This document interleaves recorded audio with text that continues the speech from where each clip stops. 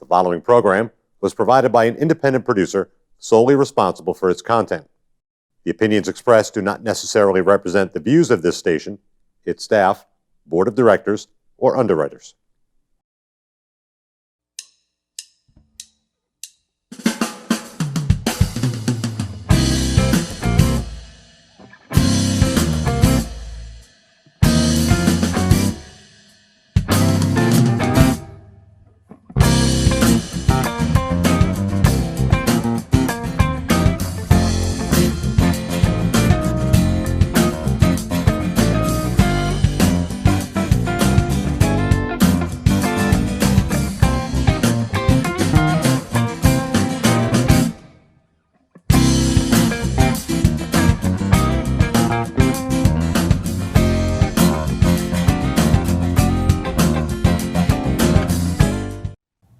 Welcome to another episode of Gate City Chronicles. I'm Kevin Avard, your host. And today we're going to be talking about one of my most favorite subjects, and that's music. And it's had a big part in my life, and I'm sure in many people's lives. You can't go anywhere without hearing music, and music bringing memories.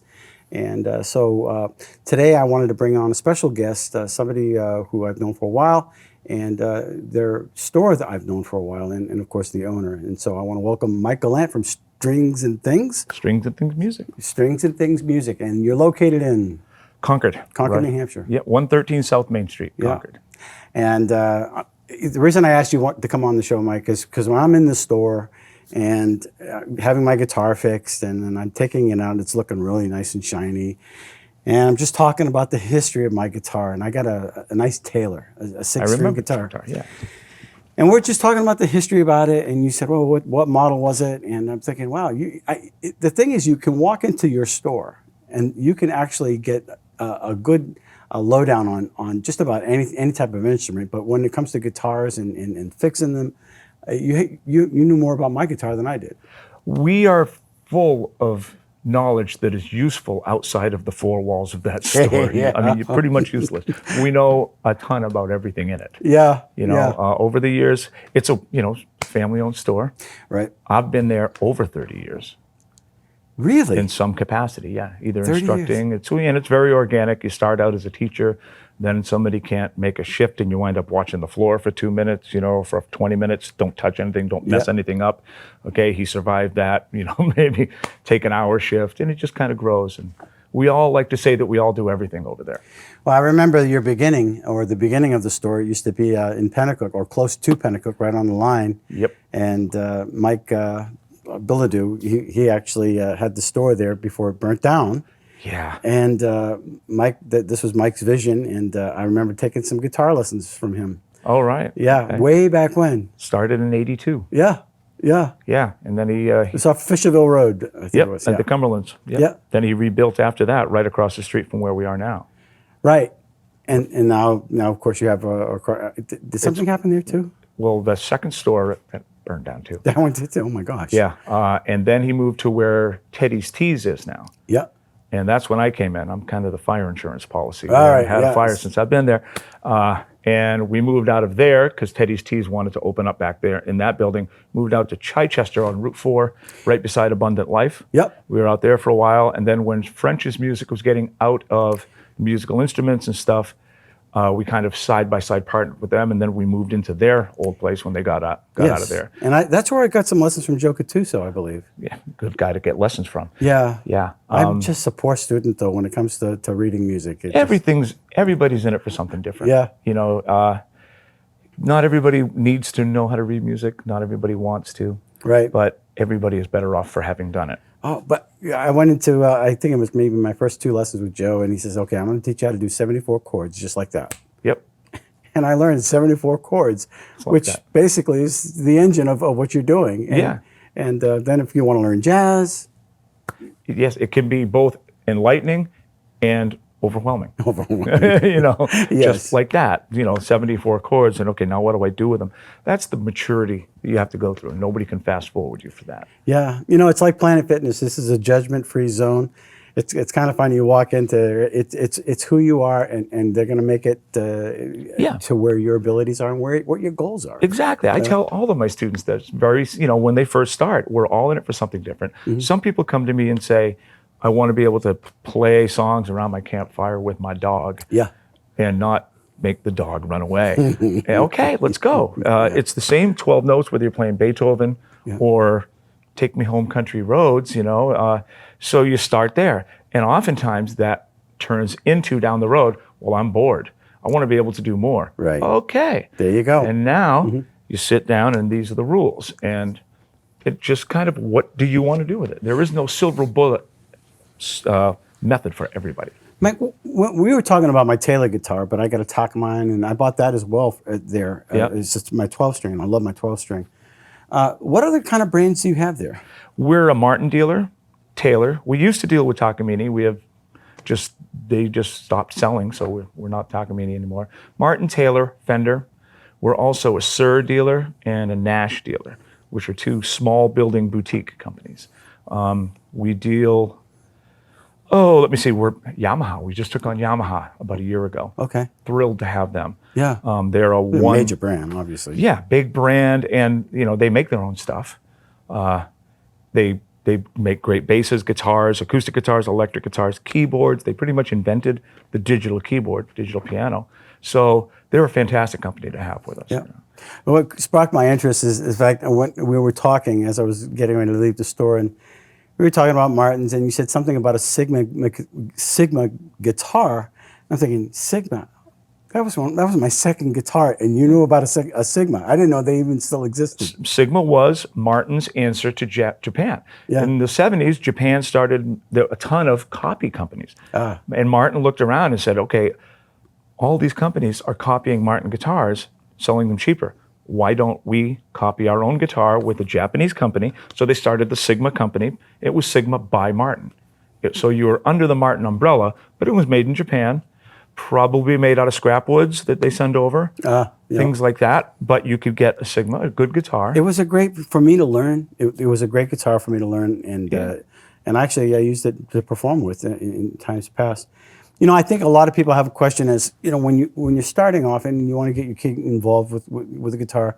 Do I buy him a Yamaha? Do I buy him a Martin? What kind of guitar would you recommend for somebody starting out? Again, no silver bullet answer there. Right. I always ask people what they're looking to do.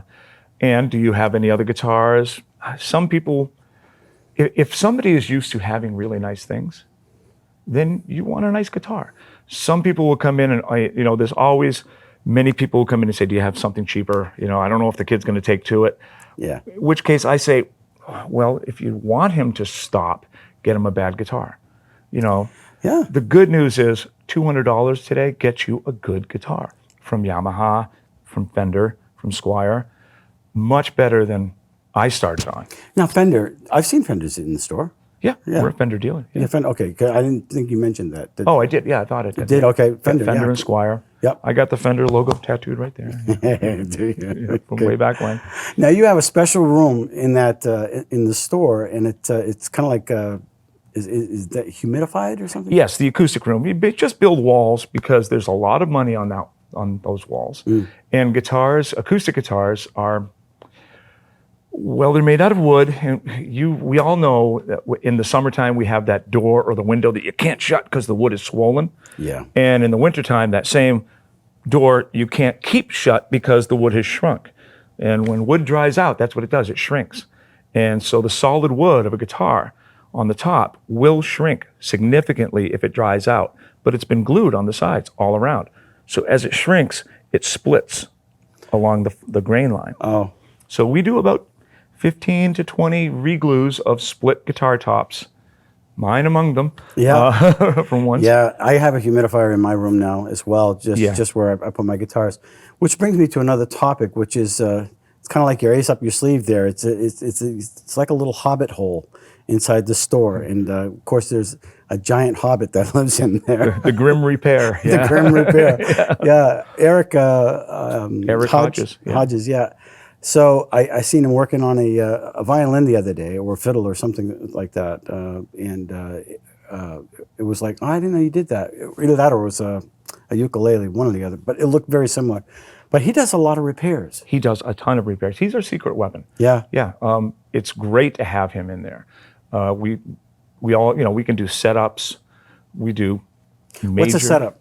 A setup is just when somebody drops off their guitar, and we restring it, we clean it all up, lubricate the fingerboard. Sometimes we have to hydrate it, and then we adjust the neck to get the neck straight and true. Right. On some Taylor guitars, we can do a neck reset fairly quickly, and just get it back playing as well as it can be played. Right. Yeah. Sometimes you'll say, "Hey, yeah, somebody gave me a guitar, but it looks like a bow and arrow because it bows like this. Is there a way to straighten that?" Yeah. Oh, yes, there is. There's a truss rod inside. Most of the time, there's a truss rod inside. Yeah. And you can tighten it. The truss rod is put in an arch to counteract that bow. So when you tighten the truss rod, it pulls the neck back straight. When you loosen it, it lets the string pull the neck into a bow. Right, so you can have what they call action or something? Yes, the action, you can have it set true. Right. That whole guitar is basically a giant triangle with the bridge and the neck and then the strings here. So the trick is to get the action as low as you can on the bridge end and the neck as straight as you can without buzz. So if it's bowed, they can come in and fix it. If it's cracked, they can fix it as well. Oh, yeah. Now, those seem like major repairs, but I hate to string my guitar. I know some guys like it. I just assume bring it to the store and have them do it. And some people just are like that as well. And you'll do something very simple like that. Yeah, I mean, I could rotate my own tires. I'm not going to do it. I don't change my own oil anymore. Right. I don't have the time. I don't have the inclination. And, frankly, I just don't want to bust my knuckles anymore. So Now when you're having a guitar, you buy a guitar, there's also a myriad, or there's a wall of different types of strings for a guitar. yes, And you would recommended some old-fashioned Martin. the Monels, yeah. Monels, and that's what I'm using these days. I love them. Yeah, well, I think on my Takamine too as well. Yeah. But it helps bring out the natural sound of the guitar. Right. It sounds like the guitar, not like the strings. Yeah. That's what I found. Tony Rice used to use those when he was a kid.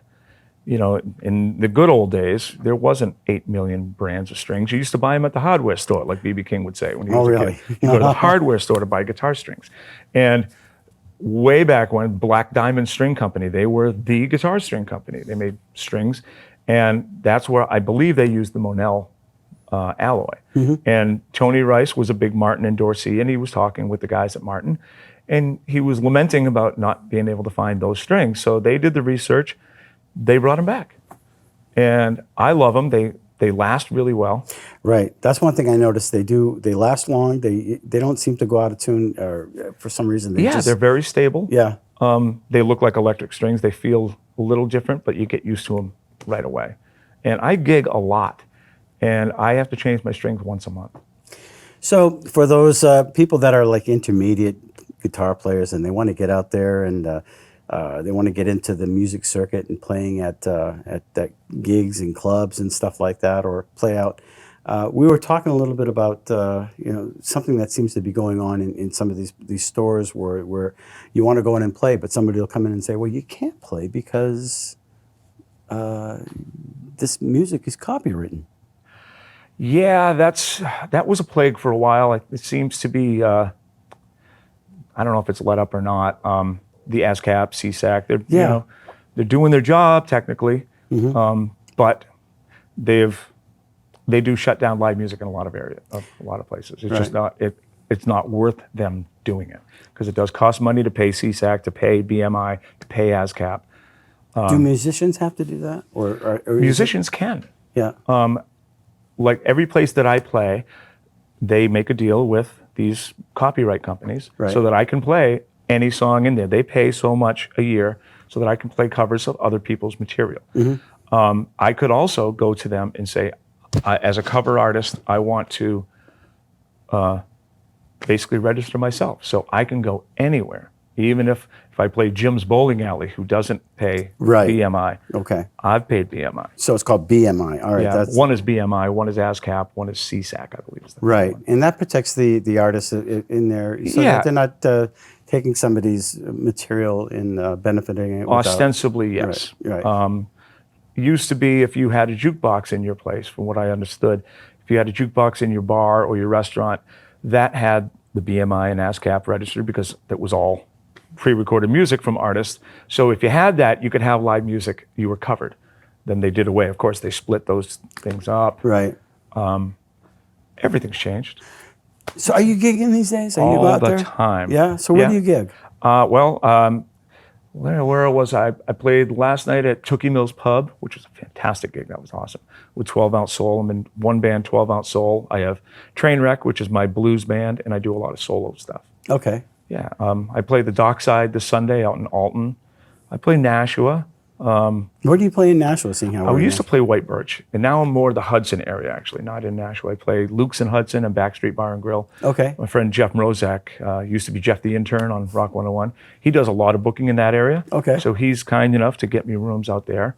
I play Lakes Region, Dockside on Sunday, which is actually run by Stephen Paul, who is Les Paul's grandson. That's cool. Yeah. That's cool. That's a neat little side note there. Yeah. That's a great little place right down the road from my house because I live in Gallant. But I play like Backyard Brewery in Manchester. I play the Foundry Restaurant. Do you teach? I do teach. Yeah. Yeah. How many teachers are there at Strings and Things? A lot. At least 10 or 12, I think. Yeah. No kidding. Yeah. If you can annoy the neighbors with it, we can show you how. Yeah. We do voice lessons, piano, keyboard, bass, drums, violin, banjo, mandolin, guitar, obviously. We pretty much cover the gamut. I remember when I was coming out with my talk of mine, and it was Mike Billadu who was seeing me on out, and I was just marveling at what Eric did to it. I thought, wait, this is really shiny. I don't know what he used on it, but he used some kind of oil that it just really brought out the guitar like it looked almost brand new. And I'm thinking, this is mine. Yeah, there's the dent. Yeah, that's mine. Yeah. I put that there. So. And then Mike's looking at me, and I just took it out and I tuned it a little bit and I started playing it, and you could see because he was my original teacher. Yeah. You know, did he learn anything? The critique. Yeah. But that's kind of what it was like. I just seen him looking. He's like, "What's he doing? Let's see, is anything good?" And it was like, I definitely did not impress him. But it was like, well, we're still at it. You know. That's the most important thing. still at Nothing makes me happier than to see an old student who I haven't seen for years come in and find out they're still playing. Is he gigging? Does Mike? Mike doesn't really gig that much anymore. He's got his hands full. I mean, he's grown that store He to a has. pretty big thing. Yeah. And his kids are older. He's got grandkids. Yeah. So he's big on spending time with them. Yeah. And it takes a lot to keep that store running. So Sure does. You know, I see him outside once in a while. He'll be sitting in the storefront, and you drive by and you see this guy playing a guitar in the front, and he's got this little amp, and he's just doing some stuff. yeah. You know. He used to do that. He did that less. I don't know why. We should bring that back. There's no reason we stopped it really, other than that we're all always busy pretty much. Yeah. I Do can't you even. guys sponsor any kind of music events at all? Or? When they arise. Yeah. We It's been try. kind of slow this year, right? What's that? It's been kind of slow this year. Yeah, it has. I mean, there's a ton of music being made. There's still market days, but a lot of times we don't get approached anymore. I don't know if they look beyond us or what, but that's really not my Right. bag. I'm the floor guy. I am old music store floor guy. I was in Concord the other day, and I was walking in Eagle Square, and it looks like there was some type of event going on. And as you go into Eagle Square and down into, I don't know, just an area where there's a deli on the right. Yeah, there's the fountain and by Tandy's. Yes, right by yes, exactly, by Tandy's. And you could see some young people up there just standing there singing, doing solo acts. Yeah. And they're really good. Was there a stage or was it market days or? Yeah, it was market days, and they were all in there just doing their one performing, and of course they're just playing the guitars and singing some old-fashioned songs. Yeah. Some of these young kids, it's nice. That's kind of refreshing. It's nice to hear. Yeah. If you ever get a chance, you should go down every Tuesday night. Tandy's runs an open mic. They host an open Tandy's mic. does, okay. Yeah, I did it for years down there. I took it over from Calvin McFarlane way back, and that's where a lot of those performers come from. That's the good way for people. You're talking about an intermediate player, wants to get in the music scene. How do you do it? Find open mics. Tandy's does one every Tuesday. I don't run it anymore because I'm just too busy, but Hank Osborne hosts that every Wednesday night out at Area 23. which is a really cool, eclectic place. They do an open mic as well. Very welcoming, very cool. When somebody wants to approach that, just go up to the owner and say, hey, look, is it okay if I come in and sing 1 or 2 songs? Well, if it's an open mic, you go in and somebody's hosting the open mic. Like I used to host it, and I had a sign-up sheet, which quickly turned into people texting me all the time, saying, hey, can I have like an 8 o'clock slot? And before I even set up, I'd have my roster full. I had a full dance card. And so people would come in and you go up, you play like 3 or 4 songs. I've never been to an open mic. They're great. And I used to have people doing rap, comedians get up, whatever, anything goes, you know? So it's almost like a karaoke, but just not so... yeah, no screens. Pick a number or something like... Yeah, it's just... Bring your talent. Yeah, and you get a really good roster of people who come all the time, and they start bringing in people to come to see them, and then suddenly they get a gig somewhere. And, oh yeah, I see him from the open mic. So they have some kind of a following out, right out the front gate. Have you guys considered any like online lessons at all? We all did Zoom lessons for a while. Right. The store shut down for a few months, and we were all sitting there with a roster of students saying, what do we do? And Zoom lessons worked great. And some teachers still do Zoom lessons, and I do occasionally. A combination of in-store or in-person and Zoom works really well. Yep. Obviously, you can't teach a 10-year-old kid how to tune a guitar over a screen. It just doesn't work. Right.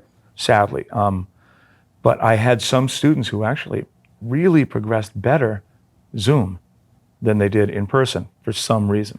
Everybody's wired different. Maybe that was their domain.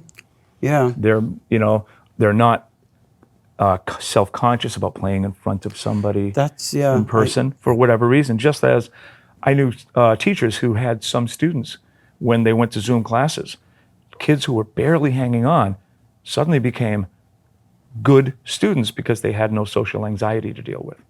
That's interesting. Yeah, it's something I never would have thought of until somebody brought it up to me. And it makes perfect sense. Yeah. So I take it you've had a number of students. Do you have any successes? Anybody out there performing? Anybody rock stars? No rock stars, but a lot of people who are still playing professionally even. Yeah. Yeah, which is great to see. That is great to see. There are no great teachers. There are great students. It's the students who put in the work. Like I was talking about Brad Myrick earlier, who used to take lessons at the store, and I'd see this teenage kid beaming smiles. And he's one of the few people who actually did everything that Joe Gattuso told him to do. And he got it, and he became an incredible musician. Now, he owns a recording studio, doesn't he? He's in partnership with a recording studio. He started the NH Music Collective, okay, which is a grassroots organization that's growing. And he started just kind of an agency, booking gigs. He wanted to develop a music scene in New Hampshire. He wanted to build it from the ground up. There's so much talent in this state. You turn anywhere. And for somebody, if somebody can just get all that talent together and get everybody talking, yeah, this could be the new Nashville. Well, that's pretty much exactly what Brad's vision was. Yeah. And I was playing at the Common Man in Concord, which is not right over there, actually. But just turn the camera. Yeah. It's that way, actually. I don't know. It's up that way, actually. But I was playing there one night, and a guy came in, and he sat down, and actually did the weird thing. He was actually just paying attention to my playing. And I did a set, and I was kind of like, that makes me nervous. That makes you nervous, because you kind of become wallpaper after a while for most people. Yeah. And he came up and he introduced himself, John MacArthur. He just bought a studio in Guilford, the Greenhouse Studio. And it became immediately apparent to me after talking with this guy, I'm like, John and Brad have to know each other. So I gave him Brad's information instantly, and I gave Brad John's information instantly. And fairly recently, actually, the Greenhouse Studio is kind of in partnership with Brad now, with the collective. Brad has a lot of artists that he develops. They have a recording studio right there, state-of-the-art recording studio. Yeah, I've seen it. I've seen it in its beginning part. It's grown. Yeah. Incredible. Yeah. So it's a great scene he's building. I'm actually going in the fall, hopefully, to do a CD of I believe it's going to be Jason Isbell covers. My songs aren't strong enough to be recorded at this point, but I'm working on that. Yeah. So they're building up a really great scene.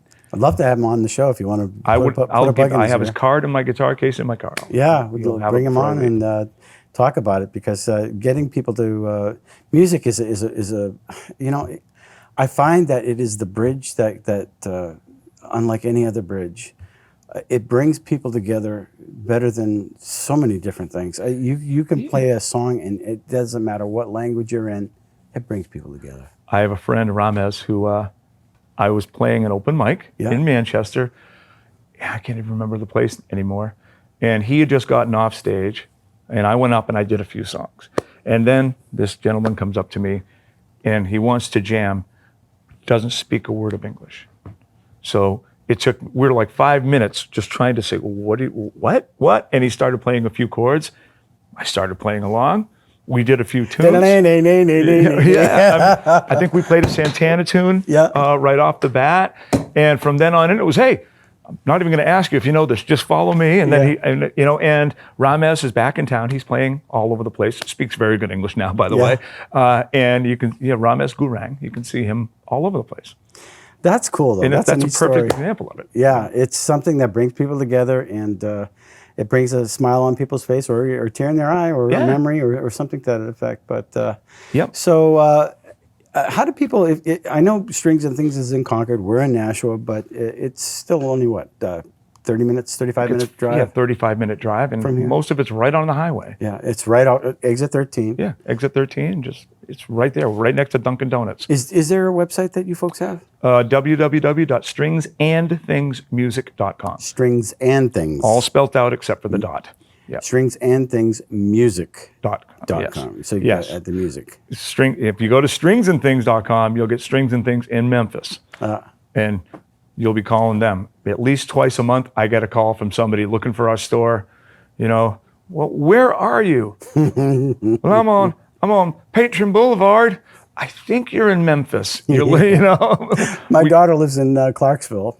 Yeah. Yeah. So I get it. I get it all the time. I've been looking for your store all day. Yeah, keep driving. Head north. Yeah. Well, I really appreciate you coming on the show. Any parting words that you want the public to know about lessons or about Strings and Things? We are alive and well. We're open in-person lessons. We're there 7 days a week, and just come on in. If you need us, we're there.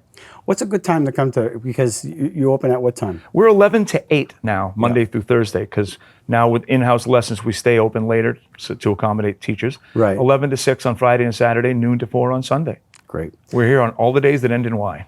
There you go. That covers a lot. Mike, I really appreciate you coming. My pleasure. All right.